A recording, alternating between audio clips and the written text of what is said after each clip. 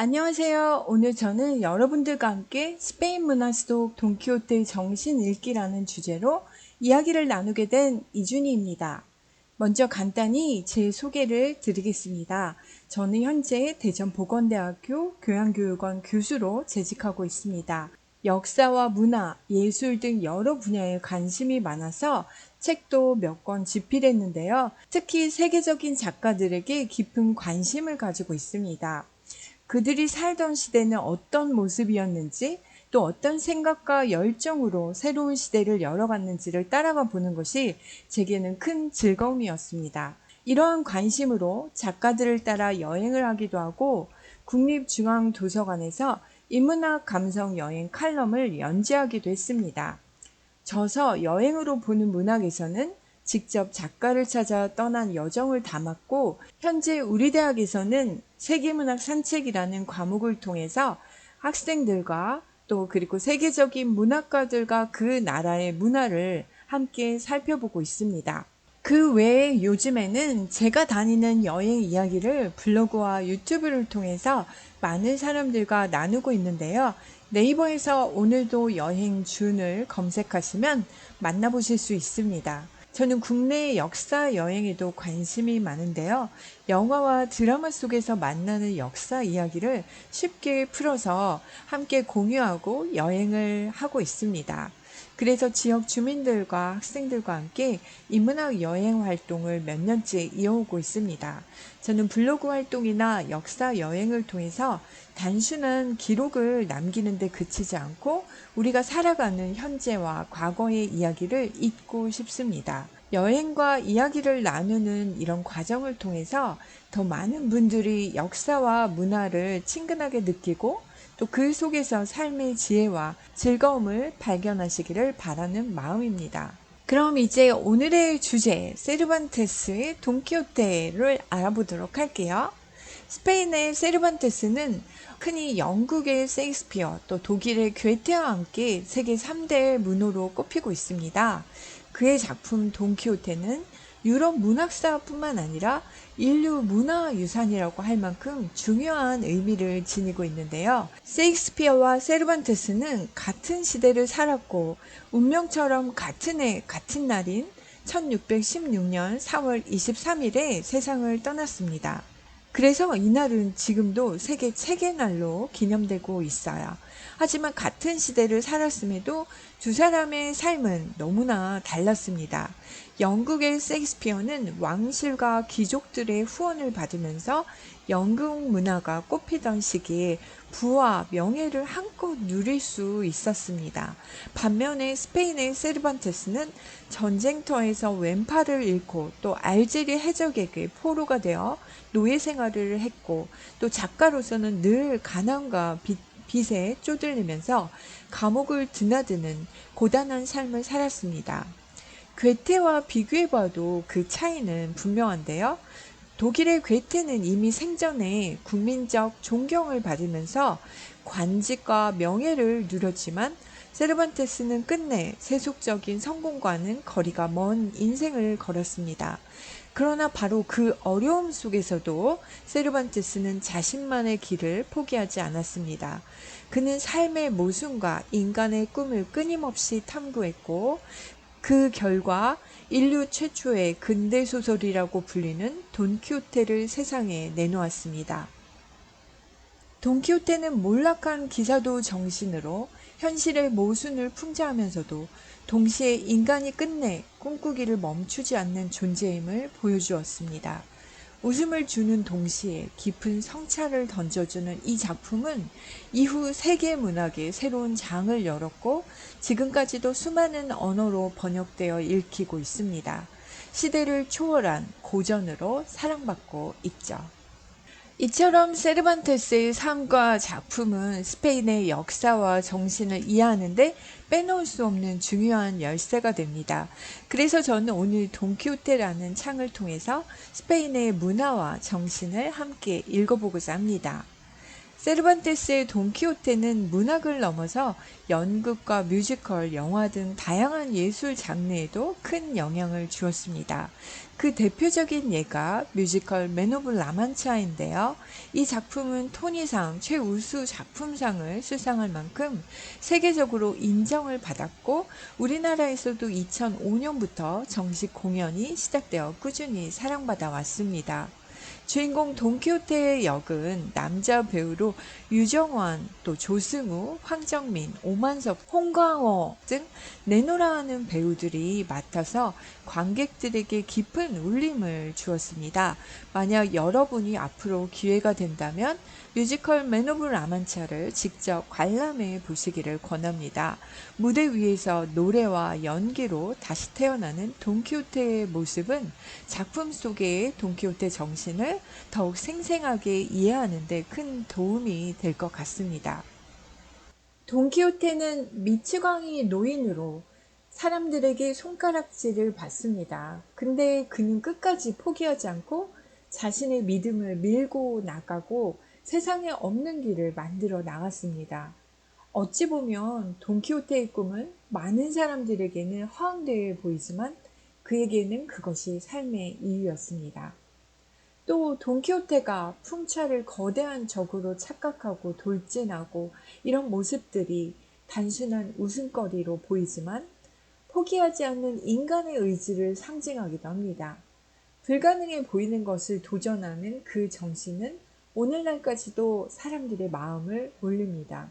그래서 돈키호테는 스페인의 이야기일 뿐만 아니라 시대와 국경을 넘어서 우리 모두의 이야기이기도 합니다. 세르반테스가 돈키호테를 통해 전하고자 했던 메시지는 분명합니다. 현실은 언제나 우리의 기대와 항상 어긋나죠. 그런데도 불구하고 인간은 끝내 꿈꾸기를 멈추지 않는 존재라는 것 말입니다. 스페인의 문화와 역사, 그리고 그 속에서 길어올린 상상력, 이것을 위대한 고전을 탄생시켰고, 우리는 그 정신을 통해 지금도 삶을 바라보는 새로운 시각을 얻을 수 있습니다. 그렇다면 세르반테스가 살았던 스페인은 어떤 나라였을까요? 스페인은 유럽의 서쪽 아래 이베리아 반도에 위치한 나라인데요. 세르반테스가 살던 당시에는 포르투갈과 한 나라를 이루었고요. 유럽 최강국에 자리하고 있었습니다. 영국보다 앞서서 해양시대를 열었고 또 콜럼버스가 신대륙을 발견하고 이후 남미 곳곳에 식민지를 건설하면서 유럽에 막강한 영향력을 행사했습니다. 또한 국민의 대다수가 90% 이상이 로마 카톨릭을 믿고 있는데요. 이렇게 하나의 종교로 단일하게 묶여 있는 나라였습니다. 지리적으로는 아프리카와 가까워서 더운 날씨와 건조한 기후가 특징인데요. 이러한 환경 속에서 주로 해안 지역을 중심으로 큰 도시가 발달해 왔습니다. 스페인을 이야기할 때 많은 분들이 가장 먼저 떠올리는 것 중 하나가 뭘까요? 바로 투우입니다. 투우는 이 세 명의 투우사가 6마리의 황소와 맞서는 이런 전통 경기인데요. 오랜 역사를 가진 문화지만 요즘에는 지나치게 잔인하다는 이유로 논란이 많습니다. 실제로 바르셀로나에서는 투우 중계를 TV에서도 금지하고 있고요. 지금은 주로 스페인 남부 지역에서만 투우 경기를 볼 수 있습니다. 그럼에도 이 격렬한 경기에 깊이 매료된 인물이 있습니다. 바로 미국의 소설가 어니스트 해밍웨이입니다. 해밍웨이는 투우에 완전히 빠져 있었는데요. 투우에 관한 백과사전 같은 책을 집필할 정도로 열정을 쏟았습니다. 해밍웨이를 유명하게 만든 대표작, 바로 태양은 또다시 떠오른다에서 스페인 여행 중 투우를 관람한 경험을 생생하게 그려내기도 했습니다. 투우와 관련된 축제 가운데 가장 유명한 것은 바로 산페르멘 축제입니다. 혹시 영화 톰 크루즈가 나오는 나잇 앤 데이 보신 분 있으신가요? 이 영화의 한 장면 중에 이 스페인 거리에서 소와 함께 거리를 달리고 오토바이를 타는 이런 장면을 보신 분들도 계실 텐데요. 그 배경이 바로 산페르멘 축제입니다. 축제 기간에는 모두 흰색 옷을 입고요. 빨간 스카프를 두르고 있습니다. 매일 아침 8시가 되면 투 경기를 할 소들을 이렇게 풀어놓는데요. 투장까지 질주하는 이 소들의 행진, 엘 엔시에로가 펼쳐집니다. 보는 것만으로도 너무나 아찔할 만큼 스릴 넘치지만 실제로 다치는 사람도 많아서 늘 위험과 열정이 공존하는 축제로 유명합니다. 이처럼 스페인의 투 문화는 한편으로는 열정적으로 보이지만 한편으로는 너무나 목숨을 건 위험이 도사리고 있어요. 그래서 이 삶과 죽음이 맞닿아 있는 아주 독특한 전통입니다. 그리고 바로 그 긴장감과 강렬함이 해밍웨이를 비롯한 수많은 예술가들에게 깊은 영감을 준 것 같습니다. 투가 스페인의 뜨거운 기질을 경기로 보여줬다면 플라멩코는 음악과 춤으로 표현한 열정이라고 할 수 있습니다. 플라멩코는 스페인 남부 안달루시아 지방에서 비롯된 전통 예술인데요. 주로 노래, 기타 연주, 그리고 춤이 어우러져서 관객들을 사로잡습니다. 또 무용수는 화려한 드레스를 입고 발끝으로 바닥을 강렬하게 두드리면서 만들어내는 리듬과 손끝과 팔 동작에서 이 뿜어져 나오는 에너지를 보실 수가 있는데요. 보는 사람으로 하여금 숨이 멎을 것 같기도 합니다. 여기에다가 이 기타의 이 격정적인 선율, 또 깊은 울림의 노래가 더해지면 그야말로 무대 전체가 뜨거운 열기로 가득 찹니다. 플라멩코는 단순한 공연을 넘어서 스페인 사람들의 기쁨과 슬픔, 또 삶의 애환을 담아낸 문화적 표현입니다. 그래서 관객들은 그 속에서 단순히 춤과 음악을 즐기는 것이 아니라 스페인 특유의 정열과 혼을 고스란히 느낄 수 있습니다. 이처럼 투가 삶과 죽음의 경계를 보여주는 격렬한 전통이라면 플라멩코는 어떻게 보면 감정과 영혼을 불태우는 예술입니다. 이 두 모습이 스페인의 또 다른 얼굴을 보여준다고 할 수 있습니다. 스페인을 이야기할 때 빼놓을 수 없는 것이 바로 음식이죠. 특히 우리나라 사람들 입맛에 진짜 잘 맞는데 스페인 음식은 그래서 여행 중에 가장 큰 즐거움 중에 하나로 꼽힙니다. 마치 요즘 한국 음식이 전 세계인의 입맛을 사로잡고 있듯이 스페인 음식도 그 나름의 매력으로 많은 사랑을 받고 있습니다. 먼저 하몽을 소개할게요. 하몽은 이베리아산 돼지고기로 만든 생햄인데요. 우리나라의 제주 흑돼지처럼 특별한 인기를 자랑합니다. 돼지고기 중에서도 이베리아산 돼지고기는 유럽에서 인기가 진짜 높습니다. 왜냐하면 이베리아산 돼지고기는 야생에서 방목하고요. 도토리를 먹여서 아주 자유롭게 자라거든요. 하몽은 이런 돼지고기로 오랜 시간 건조시켜서 만들어요. 얇게 썰어가지고 술안주로 그냥 내놔도 너무 좋은데요. 멜론 위에다 올려서 멜론 프로스트로 만들어서 내면 간단하고 또 보기에도 좋고 아주 고급진 안주가 됩니다. 짭조름하지만 깊은 풍미가 일품입니다. 또 하나 유명한 요리는 바로 빠에야입니다. 여러 가지 해산물과 채소 그리고 향신료를 넣어서 만든 어떻게 보면 일종의 해물 볶음밥인데요. 한국 사람들에게는 비빔밥처럼 친근하게 다가옵니다. 바다의 맛과 향이 어우러져서 스페인 현지에서도 늘 사랑받는 국민 요리입니다. 삼면이 바다로 둘러싸인 우리나라처럼 스페인 역시 이 해산물 요리가 정말 발달해 있는데요. 문어 요리인 폴포 가에요도 유명합니다. 그리고 잊을 수 없는 것은 바로 스페인의 술, 샹그리라입니다. 레드 와인에다 신선한 과일을 듬뿍 넣어가지고 시원하게 내는 술인데요. 보기에도 화려하고 맛도 달콤해서 특히 더운 여름에 제격입니다. 돈키호테 속에는 아주 재미있는 음식들이 많이 등장합니다. 그 중 하나가 바로 고뇌와 슬픔의 돼지고기 요리입니다. 또 노고와 탄식의 돼지고기 요리라고도 번역되는데요. 이름만 들어도 돼지고기 요리가 왜 이렇게 슬프지? 라고 생각이 들 것 같아요. 이 요리는 스페인이 로마 카톨릭으로 종교를 통일하면서 돼지고기를 먹지 않는 이슬람과 유대인이 개종을 했는지를 확인하기 위해서 종교 재판관이 집집마다 검문한 데서 생겨난 음식입니다. 세르반테스 집안도 개종한 유대인 집안 출신이고 작품 속 돈키호테 역시 개종해서 종교 재판관이 주로 방문하는 토요일에 이 요리를 먹는 장면이 나옵니다. 이처럼 돈키호테 속 음식과 스페인의 먹거리들은요, 단순한 음식을 넘어서 당시 사회와 문화, 종교적 배경까지 담고 있어서 작품과 현실을 연결해주는 작은 참고 역할을 합니다. 음식 여행 했으니까 이제 스페인 여행 해볼게요. 스페인을 기차를 타고 지나가다 보면은 끝없이 펼쳐진 올리브 나무와 포도밭을 만날 수 있습니다. 스페인은 올리브 생산량 세계 1위를 자랑하고 있고 포도 역시 풍부하게 재배되어서 와인 생산량 세계 3위를 기록하고 있습니다.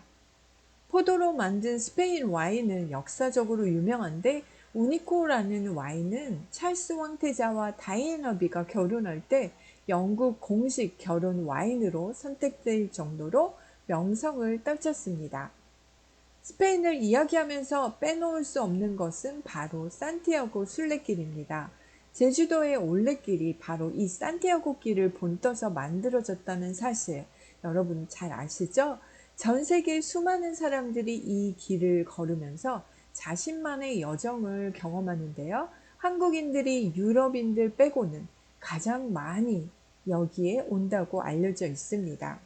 한국에서는 배우 차승원과 유해진이 출연한 예능 프로그램에서 산티아고 길을 걸으면서 이 알베르게, 즉 순례자 전용 하숙집에서 머물던 경험이 소개되어서 관심이 매우 높았습니다. 이 알베르게에서는 다양한 국적의 사람들과 함께 지내면서 서로의 이야기를 나누고 또 간단하지만 정성스러운 식사를 함께 하면서 순례의 의미를 새기게 됩니다. 산티아고 순례길에서 순례자들이 가방이나 배낭에 조개 모양의 콘차를 매다는 것은 또 유명한 풍경입니다. 원래 순례길에서 돌아오는 사람임을 표시하고 또 길에서 길을 잃지 않도록 안내하는 표식 역할을 해왔습니다. 오늘날에는 순례자의 상징으로 순례를 완주했다는 자부심과 기념의 의미를 담고 있습니다. 많은 사람들이 산티아고 순례길을 죽기 전에 꼭 가봐야 할 곳으로 꼽는 이유도 여기에 있습니다. 단순히 걷는 여행이 아니라 자신과 마주하고 생각을 정리하고 또 세계 각지에서 온 사람들과 만남과 소통을 경험하는 특별한 여정이기 때문입니다. 발길 하나하나가 자신의 삶과 연결되면서 일상에서는 느끼기 힘든 어떤 깊은 감동과 성찰을 안겨주기 때문이죠. 여러분이 살면서 인생의 길을 잃었다고 느낄 때 산티아고 길을 걷는 것을 추천합니다. 여러 길이 있지만 산티아고 데 콤포스텔라까지 걸으려면 대략 30에서 40일 정도가 걸린다고 하는데 매일 발걸음을 옮기며 자신과 마주하고 또 길 위에서 생각을 정리하고 세계 각지의 사람들과 만나 소통하는 특별한 경험을 할 수 있습니다. 스페인을 여행하다 보면 또 하나 아주 흥미로운 점이 있는데요. 바로 시에스타 문화입니다. 시에스타는 이 스페인식 낮잠 문화인데요. 한낮에 가장 더운 시간대에 잠시 쉬는 전통입니다. 이 시간 동안에는 관공서뿐만 아니라 대부분의 상점도 문을 닫습니다. 그래서 여행객들은 한낮에는 길거리가 한산해지고 또 현지인들은 잠시 휴식을 취하면서 재충전할 수 있습니다. 한국에서는 낮잠을 잘 수 있는 공간이 거의 없지만 스페인에는 시에스타 시간 동안 잠을 잘 수 있는 랩 카페가 있어 여행객이나 직장인들이 잠깐 머물면서 낮잠을 즐길 수 있습니다.